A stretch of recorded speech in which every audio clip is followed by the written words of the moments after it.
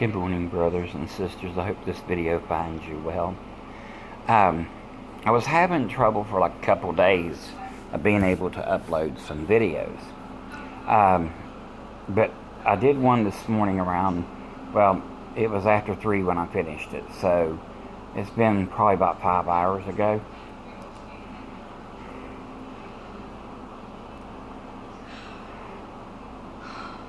My shoulder is hurting. I don't know if we got rain coming or what.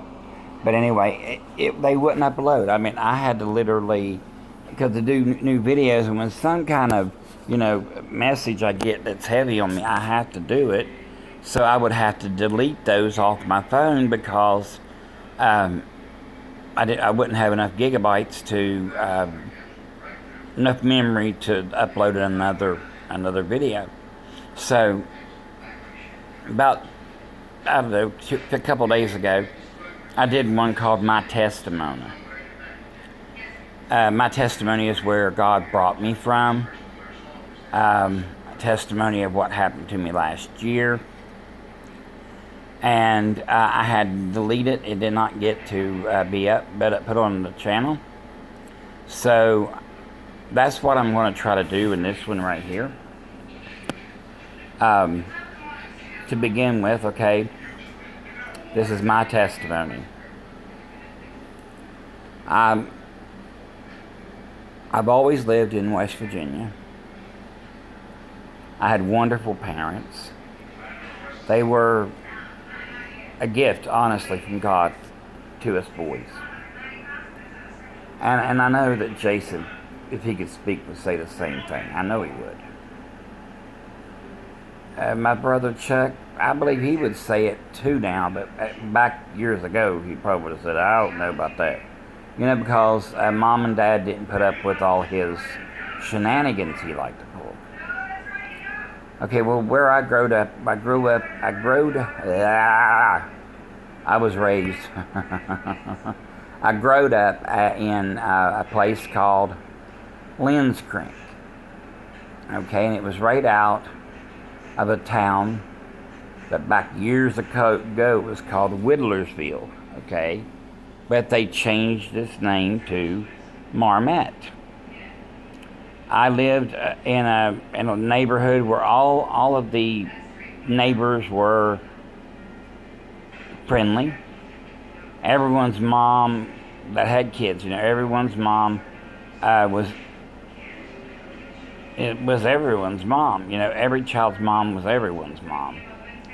And I loved where I was raised at. It was it wasn't, but like probably not a busy, high functioning town, but a town nonetheless. Down below us, it was like probably about, I'd say 4 miles, if that, from town. But where we lived at, it was just country. It was truly country. I mean, it was like just a community where everybody was just, it was just awesome back in the day. Not anymore so much. Everything that I know has changed. Everything's gone. Most of the people that lived there, well, one person in particular, that was a dear friend of my mom and of course mine and my family, let's put it that way. Her name was Velva Carr. Everybody called her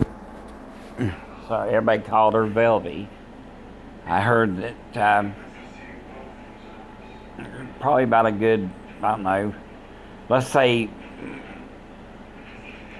10 years ago, give or take. I'm not sure when she did it, when she passed, but someone broke into her house. Now, when I was up in that neighborhood, there was nothing like that even heard of. But there was a person that came into the house one time. My dad was sitting on the couch, and he looked at me and said, "Can I help you?" He said, "Yeah, I was just looking for a phone." And Dad said, "Do you see a candy cane twirling out there?" And which is a barber shop. And I told Dad later, I said, "That's a barber shop." But anyway, the person left, and Dad locked the door. Now, before that, and what we had to do in this house, we We had a doorknob, but we had to put a knife in the door frame to lock it because the doorknob didn't really do much good. And there wasn't any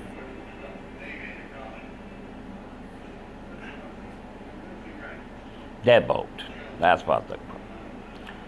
But anyway, this was back, just, within the last, we'll say last 15 years, okay? Not my dad, but with, Velby, our family friend. She was in her house. She lived alone. I don't think, there at the end she even had a dog. I can't remember. But anyway, she was, I guess she walked into her kitchen or something, and there was these people had broke in, and she literally dropped dead of a heart attack. They scared her. And that was one of our family friends. I used to go and sit and talk to her on the porch all the time. But, it's, nothing's there anymore. Nothing that I remember is there. I just looked up some names of people I grew up with, and I saw where one guy, which was really close to my brother, he was like a friend between a friend and an acquaintance for me. His name was David Davis. I seen where he passed away back in 2020, and I also seen where another childhood friend passed away in 2020. They were just months apart, and these two were also, they were little hoodlums with my brother. They used to get in trouble. Pretty bad trouble sometimes. My brother wasn't involved in the stuff they did real bad, but the stupid stuff, my brother kind of got into that because, he was a kid and he didn't really think before he done things. But anyway, in the neighborhood where we lived at, we moved in 1973. We moved in that neighborhood, and right down over the hill from us was my dad's dad, my grandpa, and we lived up on this hill, and there was a hillside behind us, a hillside behind us. Anyway, when I was 4 years old, I was taken advantage of. I was molested. And I didn't know what happened to me, because back in those days, you didn't talk to your kid about anything like that, because in neighborhoods, you just thought, everybody was watching out for your child. But someone molested me. And this person now that done that to me he's been deceased for, I'd say probably about 4 or 5 years, give or take. That means give a year, take a year, however you want to look at it. Anyway, he passed away, and I can't blame what he did to me on anything that, it didn't help matters any, but it was my choice what I did, not with him. I was only 4 years old. And I never really blamed myself, but it was kind of like, what else was I to do,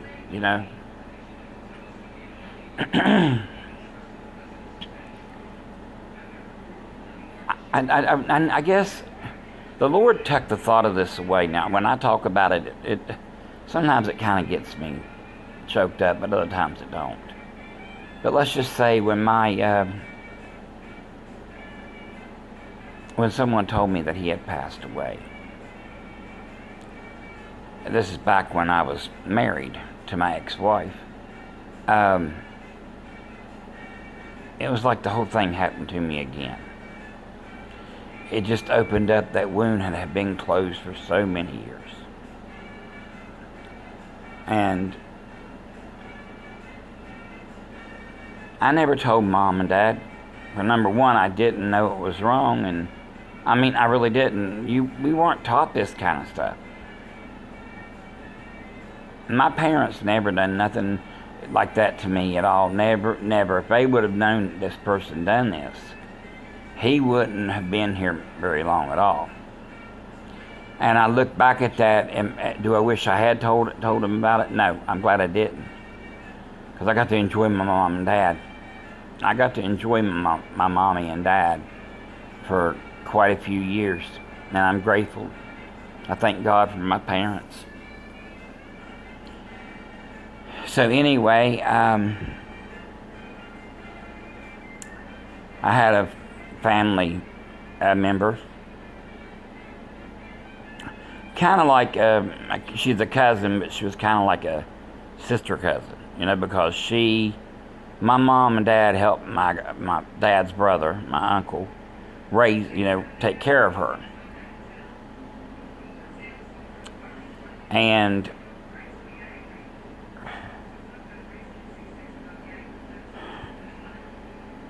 she dressed me up like a girl.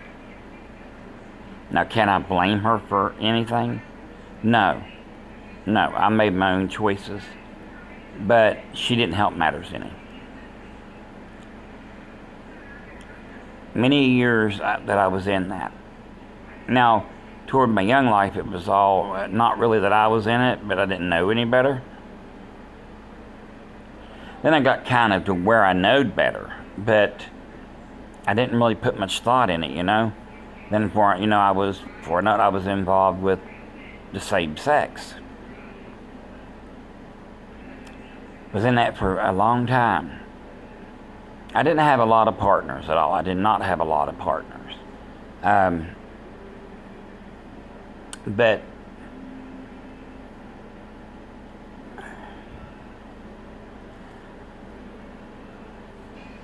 I guess more, it was just the way that when I found out about it, about the homosexual clubs, the gay clubs, I went to the gay bar.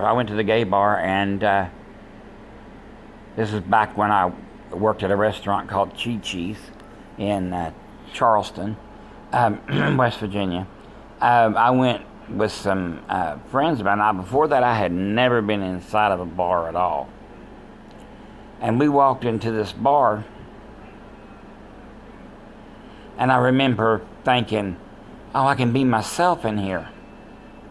Yeah, right. I took off walking like a defected typewriter, my hips swishing and back and forth, swishing back and forth, swashing back and forth. Looked like an out-of-control washing machine on spin. And after I walked down some steps, they had like three bars, but not all three of them was open. It was just bars inside of the place. These were like 3 bars, but there was only the main one. Occasionally the back one was open, but most of the time just the main one up front. Well, anyway, I walked down in that one bar, and I was doing that swishing and everything, and I was like, what am I doing? This ain't me. This is not me at all. So I quit walking like that. I started walking like I always walk. I had a little swing on my porch, but not a major one like I was trying to give. Heck, if I'd have walked down a crowded street, I'd been breaking people's hips just from swinging mine. Anyway, after that, fast forward to a little later, I got, like, I guess you could say, introduced to what a drag queen is. And then I found out, which I did know one, but I didn't know what, they were always called female impersonators. Now the one I know, he passed away about probably, 10 years ago, or maybe not quite that much. We'll say 10, give or take. And I thought it was just something neat. I didn't see anything wrong because I didn't know the Bible. I was young. So I started, dating same-sex partners. And it wasn't really about, the sexual part of things. It was I mean, it was more just because I didn't want to be alone. I wanted someone to say, I love you, and mean it. But no one in that lifestyle that says, I love you, truly loves you. They have feelings for you, but it's not love, because there is no love in sin. I've told my niece and nephew, which live in that lifestyle, I've told a very close friend of mine named Chrissy, I've told her that, I even told her last time I talked to her, which was about a year ago, and before, well, about almost 2 years ago. I hadn't talked to her in probably 12 years, give or take. I don't really know exact amount. I mean, I'm not a calculator to remember that kind of stuff. But anyway, she was talking to me. I said, well, if y'all ever want to come out and see me, I said one thing, please don't you or her either one lollygag on each other, because I don't want to see that. She said, oh, we wouldn't do that. I said, okay. Next thing, she says, can I call you tomorrow on my lunch break? I said, sure. No call. If I was a person that would still wait for a call, I'm still waiting on a call. It's supposed to got almost 2 years ago. But I don't. I mean, I love spending time on the phone talking to friends, and now even more, I love talking to brothers and sisters in Christ. And, there's a few people that I talk to, but there is one brother in Christ that he and I really have an understanding that's almost to the T of each other. Now, there is a few things he thinks that I don't understand, and I'm sure there's things I think that he don't understand. And then, of course, there was Brother Michael, who lives in Washington State, who is basically on his deathbed. I don't know how he's doing, but about a week ago, the doctors gave him 2 weeks to live. He had brain tumors, and they took one off, and 2 came back, and they were bigger in its place. Anyway, I've asked you guys to pray for him. Also, before I get too far any further, I want to ask you guys, please, again, to keep Jason and myself in your prayers. Also, keep my sister in Christ and and one of my best friends in the world. We both reconnected again after many years. She was my boss. Her name is Carol.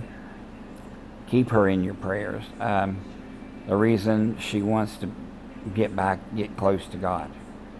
And pray for her family, because she's taking care of her youngest son. And pray for him too. His name's Robbie. Now let me go ahead and get back to this. Hi, Carol. Welcome to the channel. Anyone else who's new to this channel, please really do take the time to like, subscribe, comment.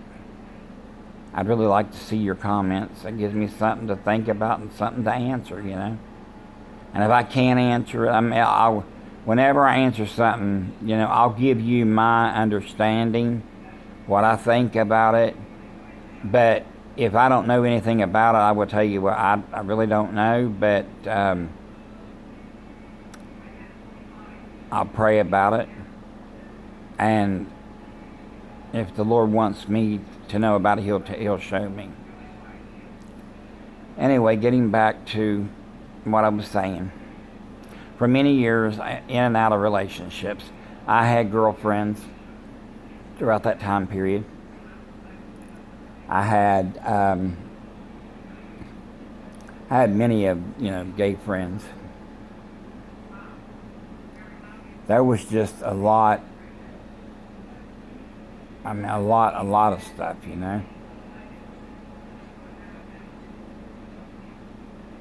But in 2008, started in the beginning of the year, God started working on me. And I think it was in 2007 that I started watching Tyler Perry's stage plays. And I don't watch them anymore because God says it is a sin for a man to wear female clothing. Likewise, it's a sin if a female wears male clothing. Now, with the female wearing pants, male pants or her pants, some women have to wear male pants because female pants don't fit them right. But, I'm trying to think, oh my, y'all please pray for my shoulder, it's hurting so bad today. I guess it's going to be rain or something, but it sure does feel in my bones, it does. But anyway,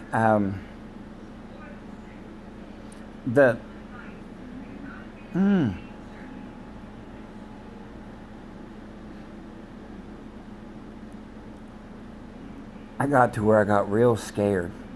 Basically almost fell on my face in this situation that was going on. And God showed me in feelings, strong feelings, that if I died, I was going straight to hell. And I know very plainly that's what it was. And I was watching Tyler Perry's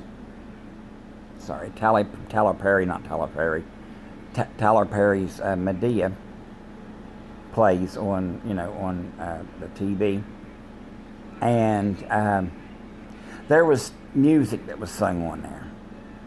And one of them was Tamala Mann, she sang. Now the other people I'm not really familiar much with, but anyway, I was watching them and just I don't know, it was a hard time in my life, let's put it that way. And when I came to him in 2008, I literally fell on my face. I won't go through all the details of that because that would make us go into another video, and I don't want to do that today. I came to him on September the 23rd of 2008 after 7 p.m. in the evening. I was watching a church service on TV or something, and they had an altar call. They don't do that anymore. And if they do, they're giving you words to say and they believe you're saved. Well, you shouldn't take any man's word for it. You ought to know by asking God to come into your heart. So anyway,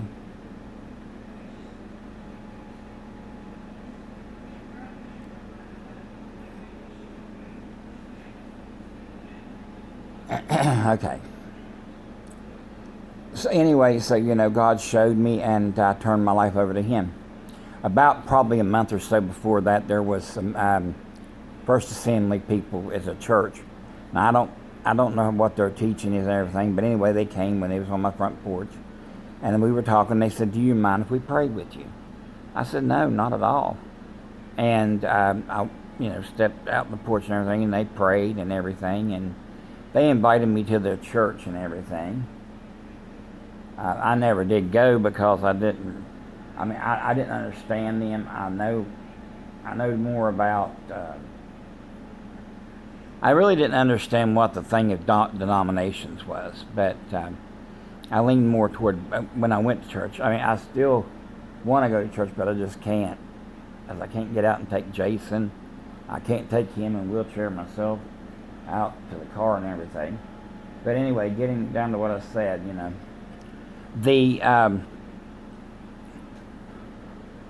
it done something to me when they prayed, and it was, I don't know how long down the road it was, but I finally knelt down beside the TV and gave my heart to God. And I even had a same-sex partner at the time too, and I told him, I said,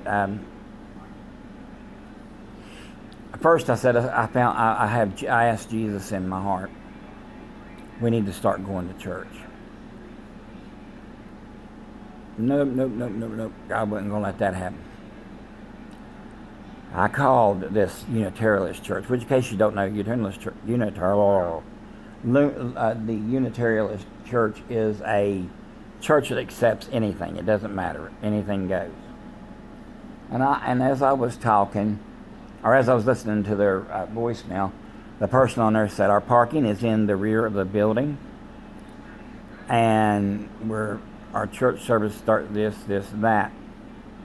And as they were talking, I felt inside, like, I feel, a nudge pushing me saying, that's not my church. Like a feeling from God that was not his church. And so I backed away from that, and I started looking at churches up in the telephone book, back when they still had them. And there was a church just up the street from me, the First Nazarene Church. And I went there. That's where I was baptized. And I just pray that other people can be delivered from that, because time is short.